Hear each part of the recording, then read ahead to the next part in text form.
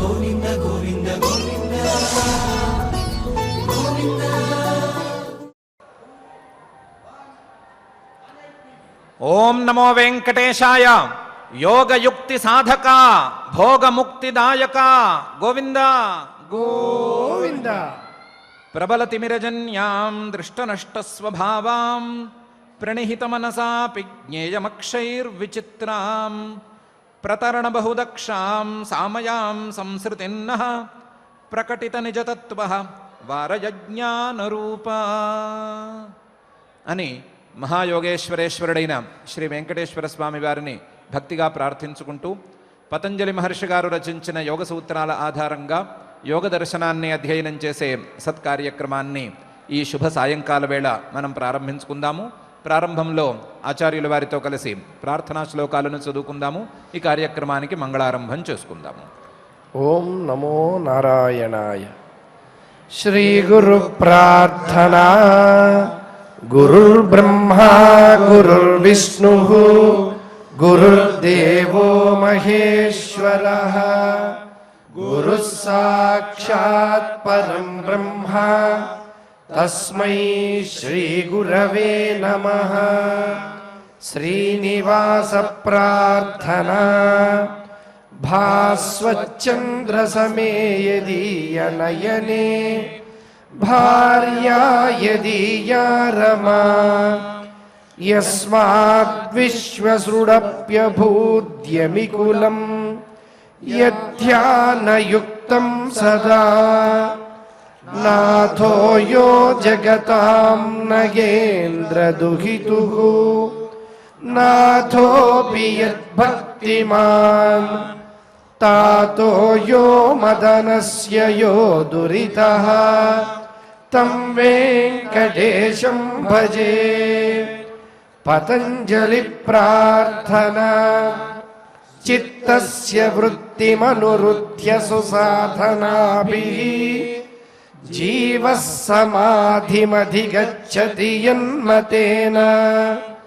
యోగాస్తథా వసుమితా అధియోగశాస్త్రం येनाश्रिता मम पतञ्जलये नमोऽस्मै.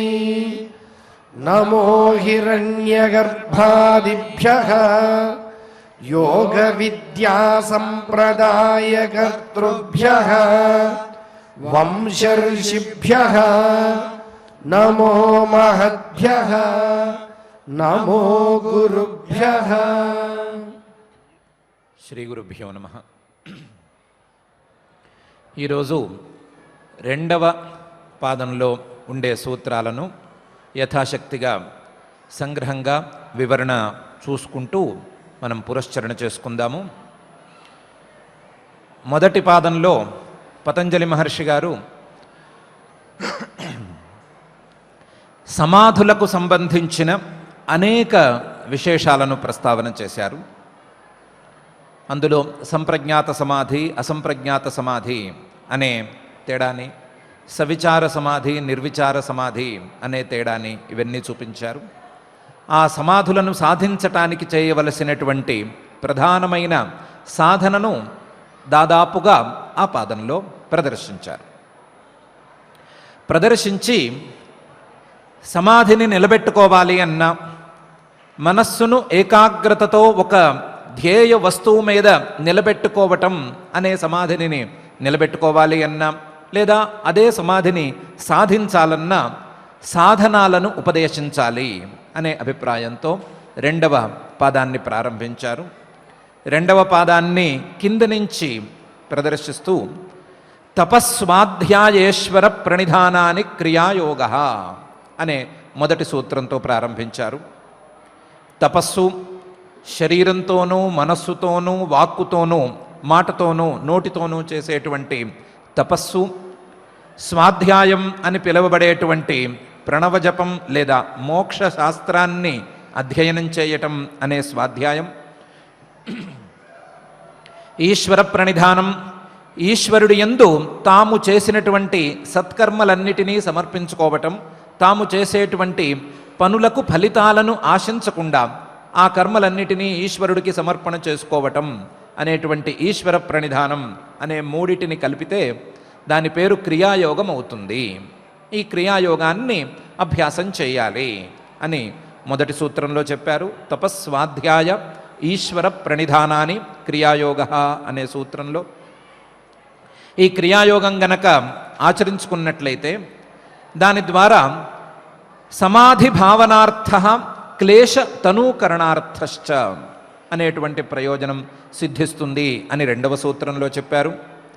ఈ క్రియాయోగం ద్వారా తపస్వాధ్యాయేశ్వర ప్రణిధానాలు అనబడేటువంటి క్రియాయోగం ద్వారా సమాధిని నిలబెట్టుకోవచ్చు. సమాధిని సాధిస్తే ఆ సమాధి నుంచి బయటకు వచ్చేటువంటి పరిస్థితిని అరికట్టుకోవచ్చు, సమాధిని నిలబెట్టుకోవచ్చు, లేదా సమాధి స్థితి దాకా ఎదగవచ్చు. అదే సమయంలో క్లేశాలను తగ్గించుకోవచ్చు, క్లేశాలను చిక్కేటట్లు చేసుకోవచ్చు. ఈ సమాధిని తెచ్చుకోవటానికి, సమాధిని నిలబెట్టుకోవటానికి, లేదా సమాధి దాకా ఎదగటానికి, క్లేశాలను తగ్గించుకోవటానికి, క్లేశాలను చిక్కేటట్లు చేసుకోవటానికి ఈ క్రియాయోగం అనేది ఉపయోగిస్తుంది అని ఈ రెండవ సూత్రంలో చెప్పారు. సమాధి భావనార్థ క్లేశ తనూకరణార్థశ్చ అనే ఈ సూత్రంలో క్లేశం అనేటువంటి పదం కొత్తగా వినబడింది కాబట్టి క్లేశాలంటే ఏమిటి, అవి ఎన్నున్నాయి అనే జిజ్ఞాసను పోగొట్టడానికి అవిద్య అస్మిత రాగద్వేష అభినివేశా క్లేశా అనేటువంటి మూడవ సూత్రంలో క్లేశాలు 5 ప్రధానంగా ఉన్నాయి. అవిద్య, అస్మిత, రాగము, ద్వేషము, అభినివేశము అనేటువంటి 5 క్లేశాలు. ఈ 5 క్లేశాలను తగ్గించుకోవాలన్నా, ఈ క్లేశాలను చిక్కేటట్లు చేసుకోవాలన్నా, బాగా తగ్గిపోయి ప్రభావాన్ని చూపించలేనటువంటి స్థితికి చేర్చుకోవాలన్నా క్రియాయోగం అనేదాన్ని చేయవలసిందే అని 3వ సూత్రంలో చెప్పారు. 4వ సూత్రం నుండి ఈ క్లేశాలను నిరూపణ చేయటానికి పూనుకుని 4వ సూత్రంలో అవిద్యా క్షేత్రముత్తరేషాం ప్రసుప్త తను విచ్ఛిన్న ఉదాహరణం అనే విషయాన్ని చెప్పారు. అవిద్య అస్మిత రాగద్వేషాభినివేశా అని చెప్పినటువంటి 5 క్లేశాలలో అవిద్య అనే మొదటి క్లేశం మిగతా 4 క్లేశాలకి, అస్మిత, రాగ, ద్వేష, అభినివేశాలు అనబడేటువంటి 4 క్లేశాలకు జన్మభూమి లాంటిది. అవిద్య అనే భూమిలో మొలకెత్తినటువంటి క్లేశపు మొక్కలే మిగతా 4 క్లేశాలు. ఆ 4 క్లేశాలు ఒక్కొక్క క్లేశము 4 దశలలో ఉంటాయి. ప్రసుప్త దశ, తను దశ, విచ్ఛిన్న దశ, ఉదార దశ అని 4 దశలలో ఉంటాయి. ప్రసుప్త దశ అంటే ఆ క్లేశాలు ఉన్నట్లు కనిపించవు. అవి విత్తనాలు భూమిలో నాటబడి ఉన్నప్పుడు ఏ విధంగా కనిపించవో అలా కనిపించని స్థితిలో ఉంటాయి. అయితే అవి విత్తనాల రూపంలో లోపల ఉంటాయి.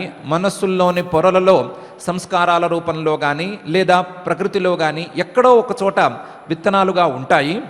అవకాశం వచ్చినప్పుడు మొలకెత్తుతాయి.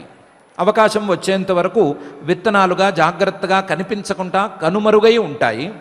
అటువంటి దశను ప్రసుప్త దశ అని చెప్పుకోవచ్చు. లేవని, పైకి లేవని దశను ప్రసుప్త దశగా చెప్పుకోవచ్చు. తనుదశ అంటే ఇందాక చెప్పుకున్నట్లుగా క్రియాయోగం ద్వారానో లేదా ధ్యానాదుల ద్వారానో ఈ అవిద్యాది క్లేశాల యొక్క ప్రభావాన్ని తగ్గించుకోగలిగినటువంటి స్థితిని సాధకుడు పొందినప్పుడు ఆ స్థితిలో అవి తగ్గి ఉండేటువంటి దశను, చిక్కి ఉండేటువంటి దశను, ఎక్కువగా తమ ప్రభావాన్ని చూపించలేనటువంటి దశను తను దశ అని చెప్పుకోవచ్చు. విచ్ఛిన్న దశ అంటే ఒక క్లేశం వచ్చినప్పుడు మరొక క్లేశం కనిపించదు, ఇంకొక క్లేశం ఉన్నప్పుడు ఈ క్లేశం కనిపించదు. ఒక్కొక్క క్లేశము, ఉదాహరణకు రాగ ద్వేషాలను తీసుకుంటే రాగం ఉన్నప్పుడు ద్వేషం కనిపించదు, ద్వేషం ఉన్నప్పుడు రాగం కనిపించదు. ఒక వస్తువు మీద రాగం ఉన్నప్పుడు మరొక వస్తువు మీద రాగం కనిపించదు, ఒక వస్తువు మీద ద్వేషం ఉన్నప్పుడు ఇంకొక వస్తువు మీద ద్వేషం కనిపించదు.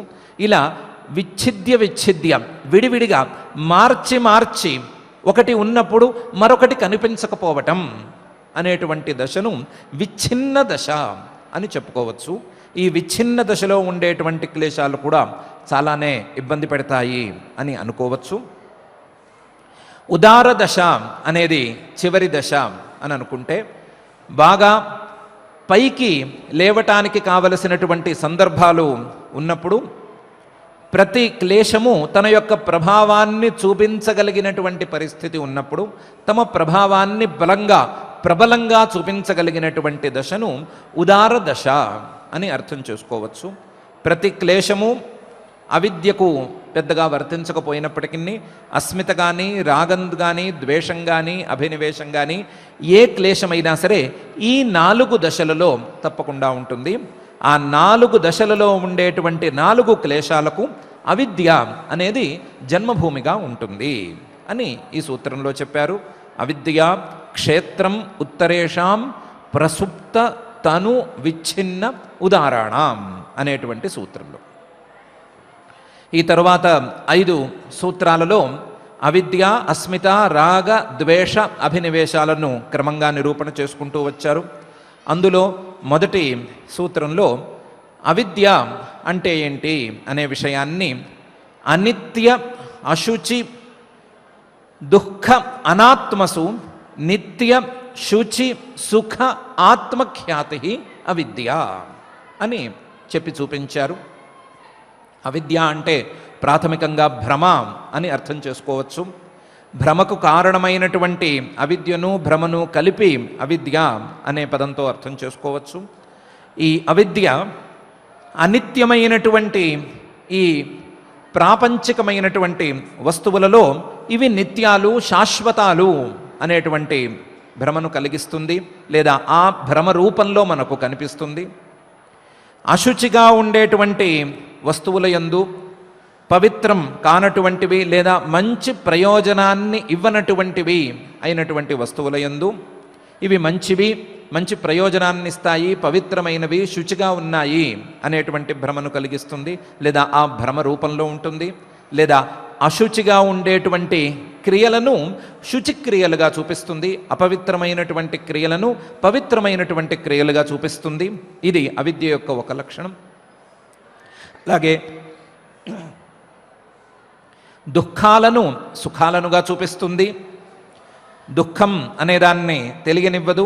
దుఃఖాన్ని కాస్త సుఖంగా మార్చి ఆ దుఃఖం మీద సుఖం అనే బుద్ధిని కలిగించి దాని మీద కోరికను కలిగిస్తుంది.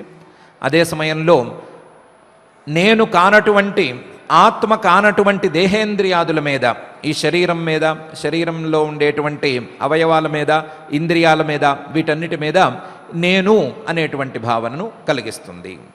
ఈ రకంగా ప్రధానమైన 4 భ్రమలను కలిగిస్తూ, లేదా ప్రధానమైన 4 భ్రమల రూపంలో ఉంటూ జీవుడికి ఎనలేని అపకారం చేస్తుంది, జీవుణ్ణి క్లేశాలకు గురి చేస్తుంది, లేదా జీవుణ్ణి కష్టపరుస్తుంది, జీవుడికి కష్టాలను తెచ్చిపెడుతుంది. కాబట్టి క్లేశాలలో మొదటి క్లేశం ఈ అవిద్య. ఈ అవిద్య యొక్క లక్షణం ఇది అని చెప్పారు. చెప్పి ఆ పై సూత్రంలో అవిద్య తరువాత చెప్పినటువంటి అస్మితను దృగ్దర్శన శక్తియో ఏకాత్మత ఇవ అవిద్య అస్మిత అని చెప్పారు. దృక్శక్తి ఉండేటువంటి జీవుడికి, దర్శన శక్తి ఉండేటువంటి మనస్సుకు చాలా భేదం ఉంది. జీవుడు చేతనుడు లేదా పురుషుడు జ్ఞానమే స్వభావంగా కలిగినటువంటి వాడు. మనస్సు పూర్తిగా జడం. మనస్సు జడమైనటువంటి ప్రకృతి యొక్క పరిణామం. ఈ ప్రకృతి యొక్క పరిణామమైనటువంటి మనస్సుకి ఈ జీవుడికి లేదా పురుషుడికి ఏ సంబంధము లేదు.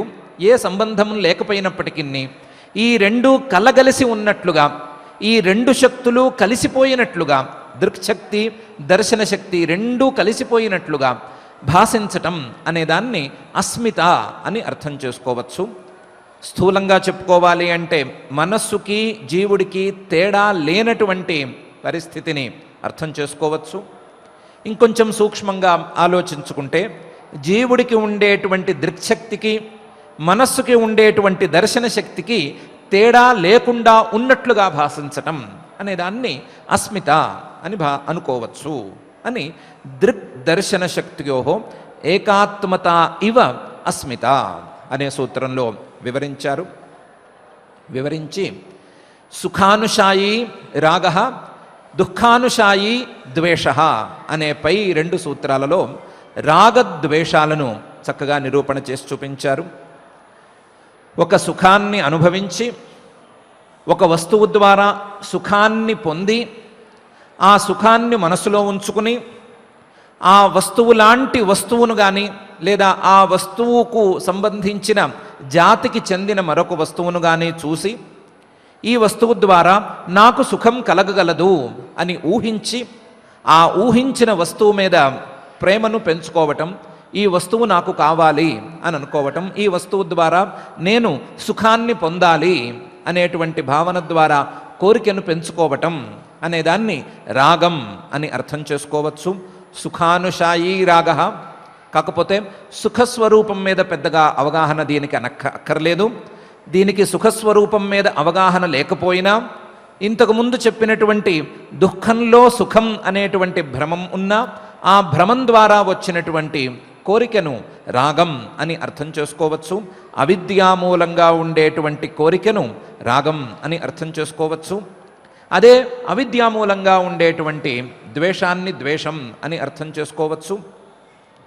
దుఃఖానుశాయి ద్వేష, ఒక వస్తువును చూసి ఆ వస్తువు ద్వారా ఏదో దుఃఖాన్ని పొంది లేదా పొందాము అని అనుకుని ఆ వస్తువు లాంటి వస్తువును చూసినప్పుడు ఈ వస్తువు ద్వారా నాకు దుఃఖం కలగబోతోంది అని ఊహించి ఈ వస్తువు నాకు వద్దు, లేదా ఈ వస్తువు దూరం జరగాలి, లేదా ఈ వస్తువు పాడైపోవాలి, ఇది నాకు పూర్తిగా తొలగిపోవాలి అని ఆ వస్తువు మీద పెంచుకునేటువంటి భావనను ద్వేషం అని అర్థం చేసుకోవచ్చు.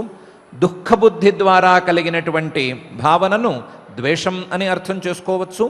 సుఖబుద్ధి ద్వారా కలిగినటువంటి భావనను రాగం అని అర్థం చేసుకోవచ్చు. కానీ రెండూ కూడా అవిద్యామూలాలుగా ఉండాలి అనే విషయాన్ని మాత్రం దృష్టిలో ఉంచుకోవాలి అని సుఖానుశాయి రాగ, దుఃఖానుశాయి ద్వేష అనేటువంటి 2 సూత్రాలలో చెప్పారు. చెప్పి స్వరసవాహి విదుషోపి తథారూఢ అభినివేశ అనేటువంటి పై సూత్రంలో అభినివేశం అనేటువంటి కొత్త కాన్సెప్ట్ని పరిచయం చేశారు. అవిద్య తెలిసినటువంటి అంశమే, అస్మిత పెద్దగా పరిచయం లేనటువంటి అంశం, రాగద్వేషాలు అందరికీ బాగా పరిచయంలో ఉండేటువంటివే. కానీ అభినివేశం అనేటువంటి కాన్సెప్ట్ మాత్రం కొత్త కాన్సెప్టు. ఆ కాన్సెప్ట్ని మహర్షి గారు ఈ సూత్రంలో పరిచయం చేశారు. ఎంత తెలిసినా సరే, ఎంత విజ్ఞానం ఉన్నా సరే, నేను ఈ శరీరం వేరువేరు అనేటువంటి అభిప్రాయం ఎంత వినికిడి ద్వారా కలిగినా సరే, ఆ అభిప్రాయానికి విరుద్ధంగా, ఆ అభిప్రాయంతో సంబంధం లేకుండా విదుషోపి ఎంత విజ్ఞానం ఉన్నప్పటికీ తథారూఢ అభినివేశ, బాగా నిరూఢంగా ఉండేటువంటి అభిప్రాయం నేను ఉండాలి, నేను అంటే ఈ శరీరంతోనూ ఈ ఇంద్రియాలతోనూ కలగలిసినటువంటి వ్యక్తిని నేను ఉండాలి, నాకు ఏ హాని జరగకూడదు, నాకు తొందరపడి మరణం లాంటివి రాకూడదు, లేదా ఏ నష్టము జరగకూడదు, ఎప్పుడూ నేను బాగుండాలి అనేటువంటి భావన అభినివేశం అనేటువంటి అంశం కిందకు వస్తుంది అని పరిచయం చేశారు. అభినివేశానికి మూలం అనేది సరిగ్గా దొరకదు. అభినివేశానికి మూలం అవిద్య తప్ప మరొకటి ఉండటానికి వీలు లేదు. ఈ అభినివేశం నేను బాగుండాలి, నేను ఉండాలి అని అంటున్నావు కదా, నేను ఉండాలి అంటే నేనెవరు, నేను ఉండటం అంటే ఏమిటి అనే ప్రశ్నకు సమాధానం సరిగ్గా రాదు. నేను శరీరం కాదు అనేటువంటి జ్ఞానం ఒకవైపు ఉండనే ఉంది, కానీ నేను బాగుండాలి అనేటువంటి అంశం కూడా మరొక వైపు ఉంది. ఇలా 2 పరస్పర విరుద్ధమైనటువంటి అంశాలతో కూడి ఉండేటువంటి అభినివేశం ఒక క్లేశం. ఈ క్లేశం ద్వారా మానవుడు పడరాని కష్టాలను పడుతున్నాడు అనే విషయాన్ని కూడా చెప్పాడు. ఈ మానవుడు విద్వాంసుడైనా సరే, శరీరం నేను కాదు అనే అంశాన్ని తెలుసుకున్నా సరే, ఎంతో కొంత అర్థం చేసుకున్నా సరే, ఈ అభినివేశం మాత్రం తొందరగా ఆ మానవుణ్ణి వీడదు అనే అంశాన్ని కూడా చెప్పారు. స్వరసవాహి విదుషోపి తథారూఢ అభినివేశ చాలా సహజంగా వచ్చేటువంటి భావన ఈ అభినివేశం అని అవిద్య, అస్మిత, రాగ, ద్వేష, అభినివేశాలు అనే 5 క్లేశాలను పరిచయం చేశారు. పరిచయం చేసి ఈ క్లేశాలను తప్పించుకోవటం ఎట్లా అనే అంశాన్ని సూక్ష్మంగా 2 సూత్రాల్లో ప్రస్తావన చేశారు. 2వ సూత్రంలో, ఇదే పాదంలో 2వ సూత్రంలో చెప్పింది క్లేశ తనూకరణార్థ అని మాత్రమే కదా.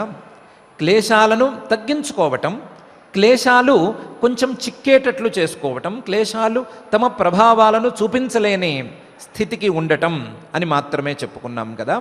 దానికంటే పై స్థాయిలో తే ప్రతిప్రసవహేయా సూక్ష్మా.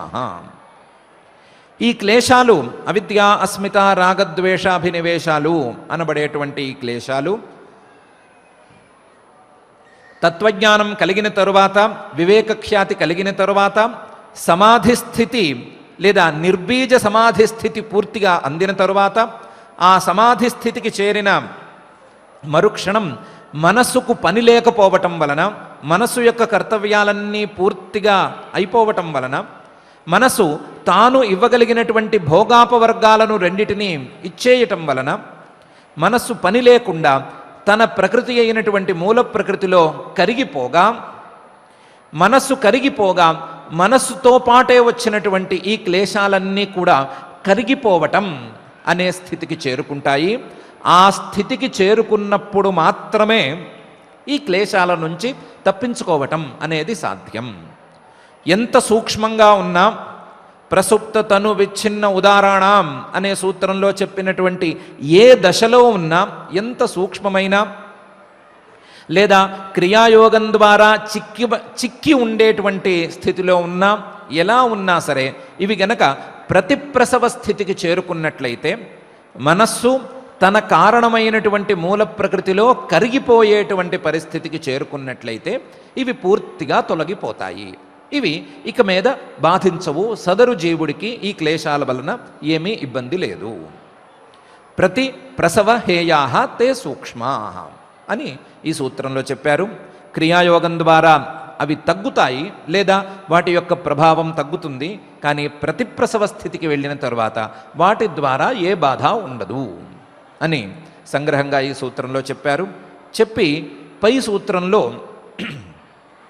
అంతదాకా వివేకఖ్యాతి కలిగి నిర్బీజ సమాధి స్థితి నిలిచి ఇవన్నీ జరిగేంత వరకు ఈ క్లేశాలను అనుభవించవలసిందేనా, ఈ క్లేశాలను తప్పించుకోవటం సాధ్యం కాదా అనే ప్రశ్నకు సమాధానంగా ధ్యానహేయాస్తద్వృత్తయ అని చెప్పారు. ధ్యానం గనక చేసుకున్నట్లయితే చిత్తాన్ని, మనసును లేదా బుద్ధిని ఏకాగ్రంగా ఒక ధ్యేయ వస్తువు మీద నిలబెట్టుకుని ఉన్నట్లయితే, ప్రాపంచిక విషయాల మీద మనస్సును పోనివ్వకుండా అట్టి పెట్టుకున్నట్లయితే, ఏకాగ్రతను సాధించుకున్నట్లయితే, ఆ ధ్యాన స్థితిలో ఇవి తమ పనులను చేయలేవు. ఈ క్లేశాలు తమ ప్రభావాలను చూపించలేవు. తమ యొక్క వృత్తులను, తమ యొక్క ప్రభావాలను ఈ క్లేశాలు చూపించలేవు. చూపించలేకపోవటం వలన వాటి వలన అంతగా బాధ అనేది ఉండదు. బాధ లేకుండా ఉండదు అని చెప్పడానికి వీల్లేదు. పూర్తిగా తొలగిపోకుండా ఉన్నందువలన, కానీ అంతగా బాధ ఉండదు. వాటి యొక్క ప్రభావం చాలా మినిమం అనేటువంటి స్థితికి వచ్చేస్తుంది. ధ్యాన హేయా తద్వృత్తయ, వాటి యొక్క ప్రభావాలు, వాటి యొక్క పరిణామాలు ధ్యానంతో తొలగుతాయి. వివేకఖ్యాతి కలిగి నిర్బీజ సమాధి స్థితి కుదిరేంత వరకు ధ్యానం ద్వారా ఈ క్లేశాల యొక్క ప్రభావాలను, క్లేశాల యొక్క కష్టాలను అరికట్టవచ్చు అని ఈ సూత్రంలో చెప్పారు. క్లేశాలను తప్పించుకునేటువంటి 2 ఉపాయాలను, ఒక ఉపాయం పూర్తిగా క్లేశాలను తొలగించేటువంటి ఉపాయం, మరొక ఉపాయం క్లేశాల యొక్క ప్రభావాన్ని తాత్కాలికంగా అడ్డుకునేటువంటి ఉపాయం. 2 ఉపాయాలను ఈ 2 సూత్రాలలో తే ప్రతిప్రసవహేయా సూక్ష్మా ధ్యాన హేయా తద్వృత్తయ అనే 2 సూత్రాలలో మహర్షి గారు చెప్పారు. చెప్పి క్లేశాలు అంటున్నారు, ఏమీ క్లేశాలు ఏం చేస్తాయి, ఏ రకంగా ఇబ్బంది పెడతాయి అనే మన ప్రశ్నకు సమాధానంగా పై సూత్రంలో క్లేశమూల కర్మాశయ దృష్టాదృష్టజన్మ ప్రవేదనీయ అని సమాధానం చెప్పారు. ఈ క్లేశాల ద్వారా అవిద్య, అస్మిత, రాగ, ద్వేష, అభినివేశాలు అనేటువంటి క్లేశాల ద్వారా భ్రమల ద్వారా పెరిగినటువంటి జీవుడు మనస్సు యొక్క ఏకత్వం, ఆ ఏకత్వం ద్వారా కలిగినటువంటి రాగ ద్వేషాలు, ఆ రాగద్వేషాలు బలపడటం ద్వారా కలిగినటువంటి అభినివేశం అనేటువంటి ఈ క్లేశాల ద్వారా ఒక మంచి పని కానీ లేదా ఒక శాస్త్ర నిషిద్ధమైన పని కానీ ఏదో ఒకటి చేసుకోవటం అనేది జరుగుతుంది. అందులోనూ ఈ క్లేశాలలో రాజాల్లాంటి క్లేశాలు రెండున్నాయి, రాగము, ద్వేషము అనేటువంటి క్లేశాలు. ఇవి మనిషిని ఒక చోట నుంచోనివ్వవు, కూర్చోనివ్వవు, ఏదో ఒక పని చేసేటట్లు ప్రోత్సహిస్తాయి. రాగం ఏదో ఒక పని చేసేటట్లు ప్రోత్సహిస్తుంది. ద్వేషం చెప్పనక్కర్లేదు.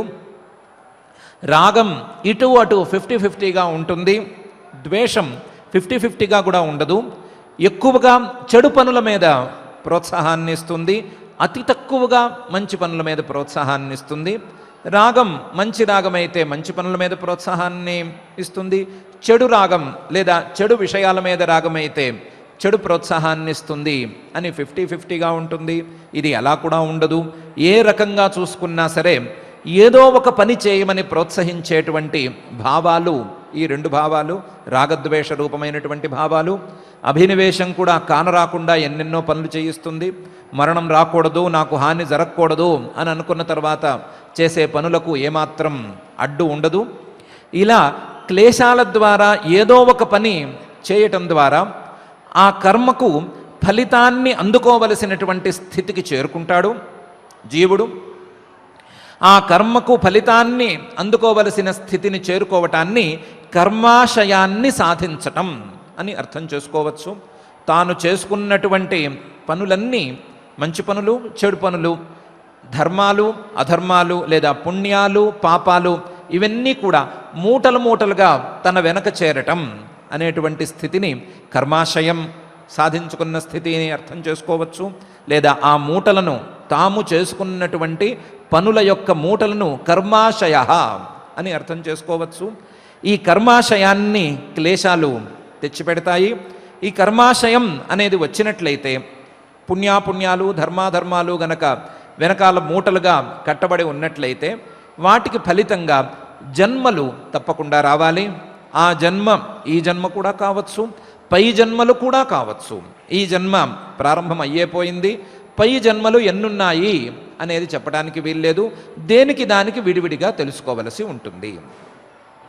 క్లేశాల ద్వారా కర్మలు, కర్మల ద్వారా జన్మలు అనేటువంటి స్థితి ఏర్పడుతుంది. జన్మలను ఇవ్వటం ద్వారా, జన్మలను తెచ్చిపెట్టడం ద్వారా, కొత్త కొత్త పుట్టుకలను తెచ్చిపెట్టడం ద్వారా ఈ క్లేశాలు మానవుడిని కష్టాలకు గురి చేస్తాయి. ఇతర ప్రాణులకు కూడా ఇవే కష్టాలను తెచ్చిపెడతాయి. కానీ ఇతర ప్రాణుల గురించి మనం ఆలోచించము. మానవులం కాబట్టి ఎక్కువ స్వార్థం ఉండేటువంటి వాళ్ళము. కాబట్టి మానవుల గురించి ఆలోచించినట్లయితే మానవులకు ఎక్కువగా ఇవి కష్టాలను తెచ్చిపెడతాయి.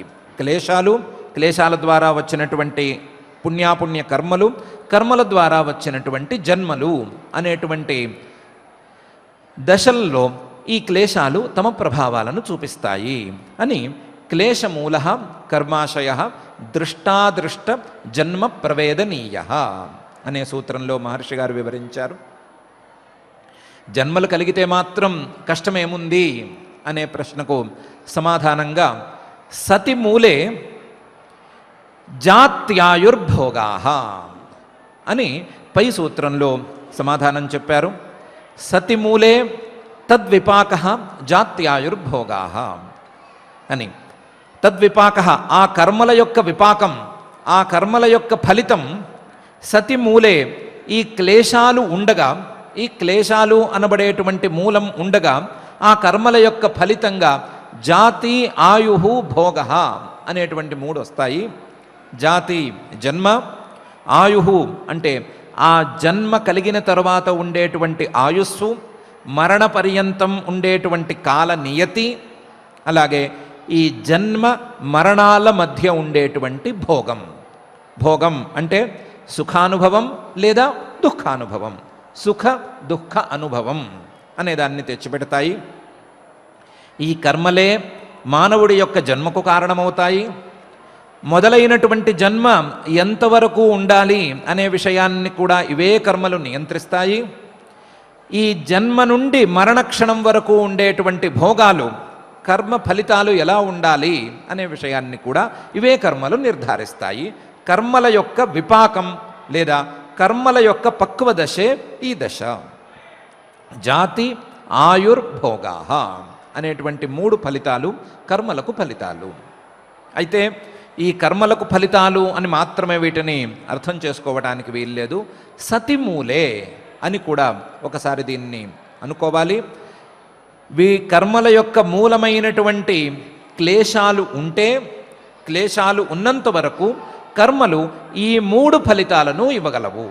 మూలమే గనక పోయినట్లయితే, మూల బలం లేకపోయినట్లయితే కర్మలు తమ ఫలితాలను ఇవ్వలేవు. కాబట్టి క్లేశాలను పోగొట్టుకునే స్థితిని గనక సాధించినట్లయితే కర్మలు ఫలితాలను ఇవ్వలేవు.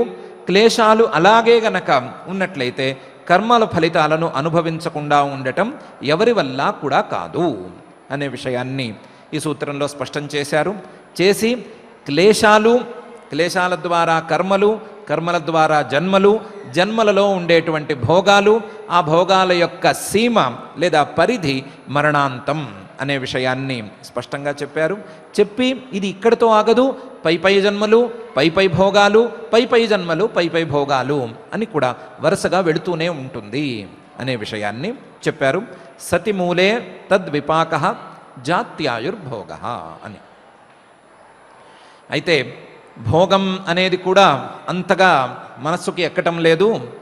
జాతి ఆయుస్సు జన్మ మరణాలను నియంత్రిస్తాయి, భోగాలను ఇస్తాయి, పర్వాలేదు, ఏమి దీనివలన వచ్చినటువంటి నష్టం అని స్పష్టత లేకపోవటం వలన ఏమైనా ప్రశ్న వస్తే రావచ్చు అనే అభిప్రాయంతో తే హ్లాద పరితాప ఫలాహ పుణ్యాపుణ్య హేతుత్వాత్ అనే పై సూత్రంలో ఈ ప్రశ్నకు సమాధానాన్ని చెప్పారు. ఈ జాత్యాయుర్భోగాలు కర్మల వలన కలిగినటువంటి ఫలితాలు, క్లేశాలు ఉండటం వలన లేదా క్లేశాల ద్వారా చేసుకున్నటువంటి కర్మల యొక్క ఫలితాలు ఈ జాత్యాయుర్భోగాలు.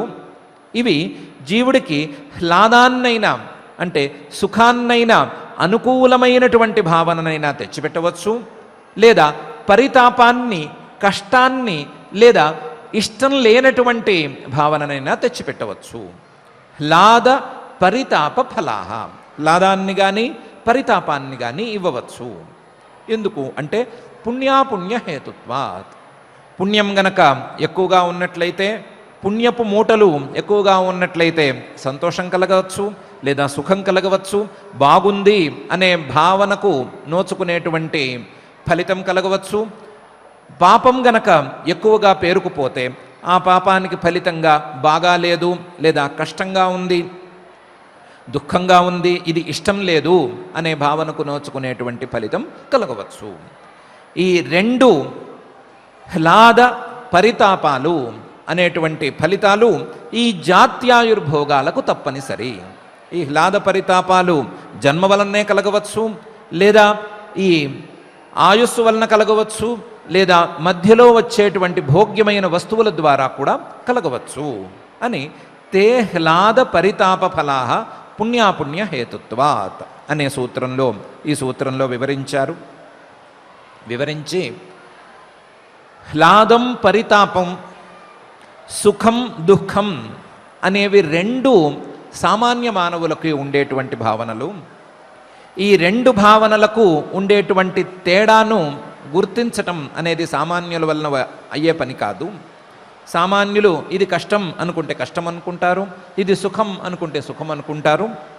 కానీ వివేకి అయినటువంటి వాడు, శాస్త్రీయమైనటువంటి వివేకాన్ని సాధించినటువంటి వాడు ఏది సుఖం ఏది కష్టం అనే నిర్ణయాన్ని సరిగ్గా తీసుకోగలుగుతాడు. ఆ శాస్త్రీయమైనటువంటి వివేచన ఎలా ఉంటుంది అంటే పరిణామ తాప సంస్కార దుఃఖై గుణవృత్తి విరోధాచ్చ సర్వం దుఃఖం వివేకినః లేదా సర్వమేవ దుఃఖం వివేకినః దుఃఖమేవ సర్వం వివేకినః అని కానీ. ఈ సూత్రంలో మహర్షి గారు ప్రతి సుఖం యొక్క పరిణామాన్ని జాగ్రత్తగా ఆలోచించుకుంటూ పోతే ఆ పరిణామం దుఃఖానికి చేరుతోంది. ఒక సుఖంతో మొదలైనటువంటి పరిణామ ప్రక్రియ దుఃఖంతోనే ఆగుతోంది, దుఃఖంతోనే అంతమవుతోంది, కానీ ఇక్కడ సుఖాంతం కావటం లేదు అనే విషయాన్ని వివేకి గుర్తిస్తాడు. దానికి రకరకాల మార్గాలను ఎంచుకుంటాడు. ఒకే విషయం మళ్ళీ మళ్ళీ అనుభవిస్తూ ఉంటే బోర్ లాంటి దుఃఖం కొడుతోందా, లేదా ఒకే విషయాన్ని ఇది సుఖం అని అనుకుని అనుభవిస్తూ ఉంటే దీని ద్వారా సుఖం కలుగుతోంది అని అనుకుంటూ పోతే ఇలాంటి సుఖం ఇంకా కావాలి అనేటువంటి భావన పెరగటం ద్వారా, ఆ భావనకు తగినట్లుగా నడుచుకోవలసి రావటం ద్వారా, దానికోసం శ్రమ చేయవలసి ఉండటం వలన ఈ దుఃఖం అనేది కలగవలసి వస్తోందా, లేదా దుఃఖంతోనే పూర్తి అవుతోందా అనే విషయాన్ని వివేకి చక్కగా తెలుసుకుంటాడు. అలాగే సుఖాన్ని అనుభవించేటువంటి కాలంలోనూ లేదా దుఃఖాన్ని అనుభవించేటువంటి కాలంలోనూ చిన్నపాటి కష్టాలు ఉన్నాయా లేవా అనే అంశాన్ని వివేక్ జాగ్రత్తగా గమనించి చూసుకుంటాడు. సుఖాన్ని స్వచ్ఛంగా అనుభవించగలుగుతున్నామా, ఇందులో ఏమైనా విశేషాలు ఉన్నాయా, ఈ సుఖం కంటే ఎక్కువ సుఖం నాకు రాలేదు అని బాధతో ఈ సుఖం కూడి ఉందా, లేదా ఈ సుఖం పూర్తయిపోతోంది అనేటువంటి కష్టంతో కలిసి ఉందా, లాంటి విషయాలన్నిటినీ వివేకి జాగ్రత్తగా ఆలోచన చేసుకోగలుగుతాడు. అలాగే ఈ సుఖం కానీ దుఃఖం కానీ సంస్కారాలను పుట్టిస్తూ మరొక సుఖానికి మరొక దుఃఖానికి, సుఖం లాంటి దుఃఖానికి అచ్చు దుఃఖానికి దారి తీస్తున్నాయా అనేటువంటి అంశాలను కూడా సంస్కార దుఃఖం గురించినటువంటి విచారణను చేపట్టడం ద్వారా వివేకి ఆలోచిస్తాడు. ఆలోచించి ఈ సుఖము దుఃఖము ఈ రెండూ కూడా కేవలం త్రిగుణాత్మకమైనటువంటి మూల ప్రకృతి యొక్క విన్యాసాలు మాత్రమే. ఈ మూల ప్రకృతి తన యొక్క సత్వగుణాన్ని చూపిస్తున్నప్పుడు అది సుఖం అని అనిపిస్తుంది. అదే మూల ప్రకృతి రజోగుణాన్ని కానీ తమోగుణాన్ని కానీ చూపిస్తున్నప్పుడు అది దుఃఖం అని అనిపిస్తుంది. సత్వాన్ని చూపించే మూల ప్రకృతి ఆ సత్వాన్ని మార్చి ఎప్పుడు రజోగుణాన్ని చూపిస్తుందో ఎప్పుడు తమోగుణాన్ని చూపిస్తుందో చెప్పడం కష్టం. తమోగుణాన్ని రజోగుణాన్ని చూపిస్తున్నటువంటి మూల ప్రకృతి దాన్ని మార్చి ఎప్పుడు సత్వంగా మారుస్తుంది అని చెప్పడం కూడా కష్టం. గుణవృత్తులు, గుణాల యొక్క పరిణామాలు, వాటి యొక్క మార్పులు, వీటి గురించి అంచనా వేయడం చాలా కష్టం.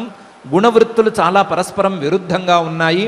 కాబట్టి ఈ గుణవృత్తులకు సంబంధించినటువంటి సుఖ దుఃఖాల భావనలను నమ్మటానికి వీల్లేదు. సత్వవృత్తి సుఖమైతే, రజోవృత్తి గనక దుఃఖమైతే, ఈ సత్వవృత్తి రజోవృత్తి నిరంతరం మార్పులకు లోనవుతూ ఉన్నాయి. కాబట్టి ఈ సుఖ దుఃఖాలను, ఈ కష్ట నష్టాలను నమ్మటానికి వీల్లేదు. అన్నీ దుఃఖాంతంగానే పూర్తవుతున్నాయి, అన్నీ కష్టపెట్టడానికే సమాయత్తమవుతున్నాయి, అన్నీ క్లేశమూలంగానే ఉన్నాయి.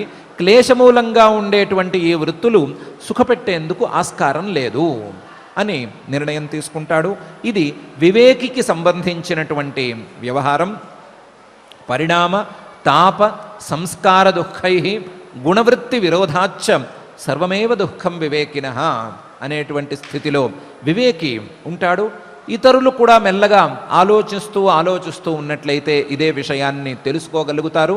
తెలుసుకోగలిగి ఈ క్లేశాల ద్వారా అవిద్య, అస్మిత, రాగద్వేష అభినివేశాలు అనేటువంటి క్లేశాల ద్వారా 2 రకాల కర్మలు, ఆ 2 రకాల కర్మల ద్వారా జాత్యాయుర్భోగాలు, ఆ జాత్యాయుర్భోగాల ద్వారా లాద పరితాపాలు, ఇవన్నీ కూడా కేవలం దుఃఖాన్ని మాత్రమే తెస్తున్నాయి అనే విషయాన్ని అర్థం చేసుకోగలుగుతారు. అర్థం చేసుకున్నప్పుడు ఈ దుఃఖాలను, దుఃఖ మూలాలైనటువంటి క్లేశాలను తొలగించుకోవటానికి ప్రయత్నం చేసుకోవాలి అనే నిర్ణయాన్ని తీసుకోగలుగుతారు అనే అభిప్రాయాన్ని వ్యక్తం చేశారు.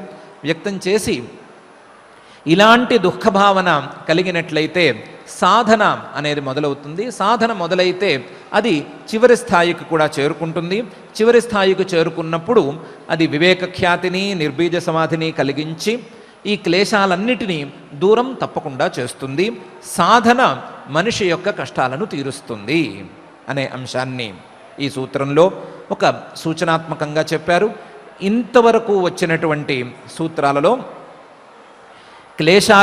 క్లేశాల యొక్క ఫలితాలు అన్నీ కూడా దుఃఖరూపంగానే ఉంటాయి. ఆ దుఃఖరూపంగా ఉండేటువంటి క్లేశాలను వాటి ఫలితాలను పోగొట్టుకోవాలి అంటే సాధన చేసుకోవాలి. ఆ సాధనను తపస్వాధ్యాయ ఈశ్వర ప్రణిధానాన్ని అనేటువంటి క్రియాయోగంతో ప్రారంభించుకోవాలి అనే విషయాన్ని మహర్షి గారు చెప్పారు. మనం కూడా ఈ సూత్రాలను అర్థం చేసుకునేటువంటి క్రమంలో ఈశ్వర ప్రణిధానం కానీ లేదా స్వాధ్యాయం కానీ అలాగే తపస్సు కానీ ఇవన్నీ కూడా క్లేశాలను పోగొట్టుకోవటానికి తప్పకుండా సాధించుకోవాలి అనేటువంటి నిర్ణయం తీసుకున్నాం. ఆ నిర్ణయాన్ని ఆచరణలో పెట్టుకోవటానికి ఎంతో కొంత ప్రయత్నం చేయాలి అని కూడా అనుకున్నాము. చిన్నపాటి ప్రయత్నం చేయనైతే చేస్తున్నాము. ఆ చిన్నపాటి ప్రయత్నం పెద్దదయ్యి చివరికి ఈ క్లేశమూలంగా వచ్చేటువంటి దుఃఖాలను అన్నిటినీ పోగొట్టే స్థాయికి చేరాలి అని మహాయోగేశ్వరేశ్వరుడైన శ్రీ వెంకటేశ్వర స్వామి వారిని భక్తిగా ప్రార్థించుకుందాం. పై సూత్రాల యొక్క సంక్షిప్త వివరణను రాబోయే రోజులలో చేసుకుందాం. ఇప్పటికీ శ్రద్ధగా పారాయణ కార్యక్రమాన్ని ప్రారంభించుకుందాం. ఓం నమో వెంకటేశాయ. ఒక్కొక్క సూత్రాన్ని సవివరంగా తెలుసుకుని నేడు పతంజలి మహర్షి అందించిన ద్వితీయ పాదం సాధన పాదంలో ఉండేటువంటి సుమారు 15 సూత్రాల యొక్క సార సంగ్రహాన్ని మనకు అందించారు ఆచార్యులు. అటువంటి జ్ఞానం అందడం కోసం అలనాడు శ్రీకృష్ణ పరమాత్మ కూడా అర్జునుడికి క్షేత్రజ్ఞ విభాగ యోగంలో చక్కగా జ్ఞానం గురించి తెలియజెప్పాడు. అధ్యాత్మ జ్ఞాన నిత్యత్వం తత్వజ్ఞానార్థ దర్శనం ఏతజ్ఞానమితి ప్రోక్తం అని చెప్పి అటువంటి జ్ఞానం పరమాత్మ తత్వం మనకు ఎలా సిద్ధిస్తుంది అంటే అది కూడా ధ్యానేనాత్మని పశ్యంతి కేజిదాత్మనమాత్మన అన్యే సాంఖ్యేన యోగేన కర్మయోగేన చాపరే అని అటువంటి యోగాన్ని యోగ దర్శనాన్ని కూడా ఆచార్యముఖంగా కలియుగ ప్రత్యక్ష దైవమైనటువంటి శ్రీనివాస పరబ్రహ్మ మనం ఈ యోగ శుద్ధిలో సర్వతంత్ర స్వతంత్రులమై అధ్యాత్మ వాతావరణంలో ఏదైతే చిత్తవృత్తులన్నింటినీ కూడా నిరోధించుకుని వాటి నుంచి జీవుడు స్వాతంత్ర్యాన్ని పొంది భౌగోళికమైనటువంటిదే కాదు అధ్యాత్మ స్వాతంత్ర్య స్థితి కలిగి ఆ ముక్తి సమాధి స్థితి నిర్బీజ సమాధి మనకి కలగాలని మరొక్కమారు ఆ దేవదేవుణ్ణి వేడుకుంటూ శ్రద్ధగా మనం శ్రీకృష్ణ ప్రార్థన దగ్గర నుంచి మంగళాంతం వరకు పఠిద్దాం. క్షేత్రజ్ఞ విభాగ యోగాన్ని శ్రద్ధతో పఠిద్దాం అందరం కలిసి. శ్రీకృష్ణ ప్రార్థన. వసుదేవసుతం దేవం కంసచాణూరమర్దనం దేవకీ పరమానందం కృష్ణం వందే జగద్గురుం. శ్రీగీతా ప్రార్థన. సర్వోపనిషదో గావః దోగ్ధ గోపాలనందనః పార్థో వత్సః సుధీర్భోక్త దుగ్ధం గీతామృతం మహత్. అథ శ్రీమద్భగవద్గీతాసు ఉపనిషత్సు బ్రహ్మ విద్యాయాం యోగశాస్త్రే శ్రీకృష్ణార్జున సంవాదే క్షేత్రజ్ఞ విభాగయోగో నామ త్రయోదశోऽధ్యాయః. శ్రీభగవానువాచ ఇదం శరీరం కౌంతేయ క్షేత్రమిత్యభిధీయతే ఏతద్యో వేత్తి తం ప్రాహుః క్షేత్రజ్ఞ ఇతి తద్విదః. క్షేత్రజ్ఞం చాపి మాం విద్ధి సర్వక్షేత్రేషు భారత. క్షేత్రజ్ఞయోర్జ్ఞానం యత్తజ్ఞానం మతం మమ తక్షేత్రం యచ్చ యాదృచ్చ యద్వికార్యతశ్చ యత్ స చ యో యత్ప్రభావశ్చ తత్సమాసేన మే శృణు. ఋషిభిర్బహుధా గీతం ఛందోభిర్వివిధైః పృథక్ బ్రహ్మసూత్రపदैश्चैव హేతుమద్భిర్వినిశ్చితైః. మహాభూతాన్యహంకారః बुद्धिरव्यक्तमेव च इन्द्रियाणि दशैकञ्च पञ्चचेन्द्रियगोचराः इच्छा द्वेषः सुखं दुःखं सङ्घातश्चेतना धृतिः एतत् क्षेत्रं समासेन सविकारमुदाहृतम् अमानित्वमदम्भित्वम् अहिंसा क्षान्तिरार्जवम् आचार्योपासनं शौचं स्थैर्यमात्मविनिग्रहः इन्द्रियार्थेषु वैराग्यम् अनहङ्कार एव च जन्म मृत्युजरा व्याधि दुःखदोषानुदर्शनम् असक्तिरनभिष्वङ्गः पुत्रदारगृहादिषु नित्यं च समचित्तत्वम् इष्टानिष्टोपपत्तिषु मयि चानन्ययोगेन भक्तिरव्यभिचारिणी विविक्तदेशसेवित्वम् अरतिर्जनसंसदि अध्यात्मज्ञाननित्यत्वम् तत्त्वज्ञानार्थदर्शनम् एतज्ज्ञानमिति प्रोक्तम् अज्ञानं यदतोऽन्यथा ज्ञेयं यत्तत् प्रवक्ष्यामि यज्ञात्वामृतमश्नुते अनादिमत्परं ब्रह्म न सत्तन्नासदुच्यते सर्वतः पाणिपादं तत् सर्वतोक्षिशिरोमुखम् सर्वतः श्रुतिमल्लोके सर्वमावृत्य तिष्ठति सर्वेन्द्रियगुणाभासं सर्वेन्द्रियविवर्जितम् असक्तं सर्वभृत्यैव निर्गुणं गुणभोक्तृ च बहिरन्तश्च भूतानाम् अचरं चरमेव च सूक्ष्मत्वात् तदविज्ञेयम् दूरस्थं चान्तिके च तत् अविभक्तं च भूतेषु विभक्तमिव च स्थितम् भूतभर्तृ च तज्ज्ञेयम् ग्रसिष्णुप्रभविष्णु च ज्योतिषामपि तज्ज्योतिः तमसः परमुच्यते ज्ञानं ज्ञेयं ज्ञानगम्यं हृदि सर्वस्य विष्ठितम् इति क्षेत्रं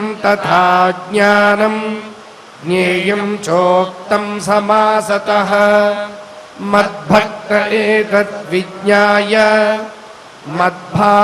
मद्भावायोपपद्यते प्रकृतिं पुरुषं चैव विध्यनादि उभावपि विकारांश्च गुणांश्चैव विद्धि प्रकृतिसम्भवान् कार्यकारणकर्तृत्वे हेतुः प्रकृतिरुच्यते पुरुषः सुखदुःखानां भोक्तृत्वे हेतुरुच्यते पुरुषः प्रकृतिस्थो हि भुङ्क्ते प्रकृतिजान् गुणान् कारणं गुणसङ्गोऽस्य सदसद्योनिजन्मसु उपद्रष्टानुमन्ता च भर्ता भोक्ता महेश्वरः परमात्मेति चाप्युक्तः देहेऽस्मिन् पुरुषः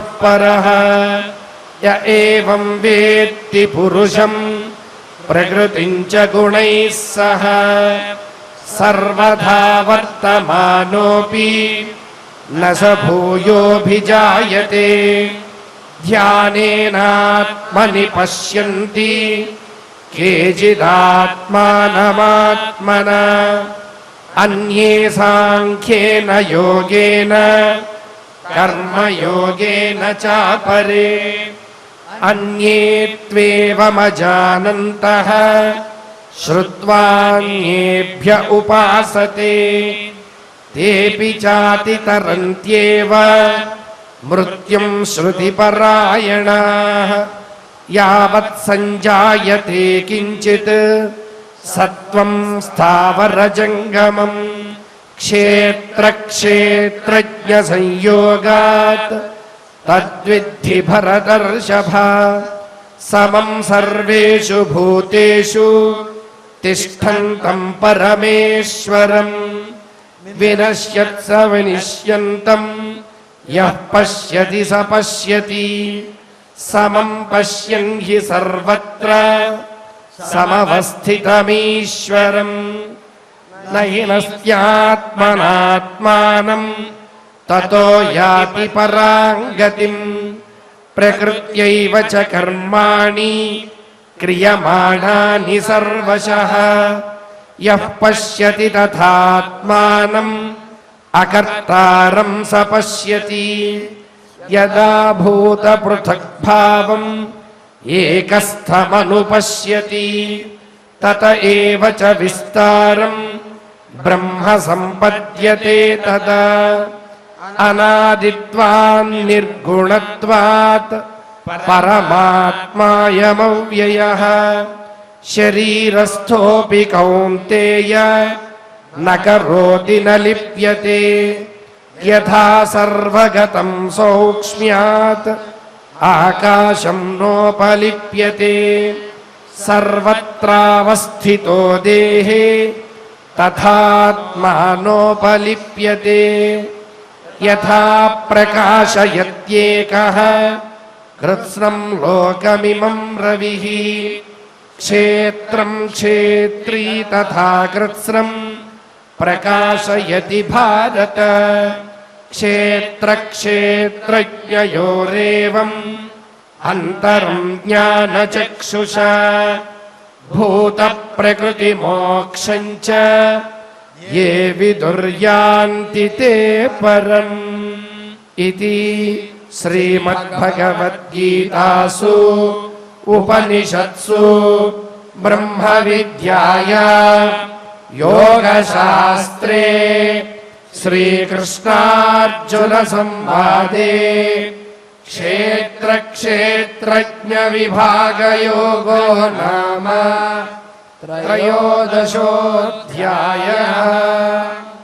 यत्र योगेश्वरः कृष्णः यत्र पार्थो धनुर्धरः तत्र श्रीर्विजयो भूतिः ध्रुवा नीतिर्मतिर्मम अथ क्षमा प्रार्थना यदक्षरपदभ्रष्टम् मात्राहीनं च यद्भवेत् तत्सर्वं क्षम्यतां देव नारायण नमोऽस्तु ते अथ भगवत्समर्पणम् कायेन वाचा मनसेन्द्रियैर्वा बुद्ध्यात्मना वा प्रकृते स्वभावात् करोमि यद्यत् सकलं परस्मै नारायणायेति समर्पयामि अथ लोकक्षेम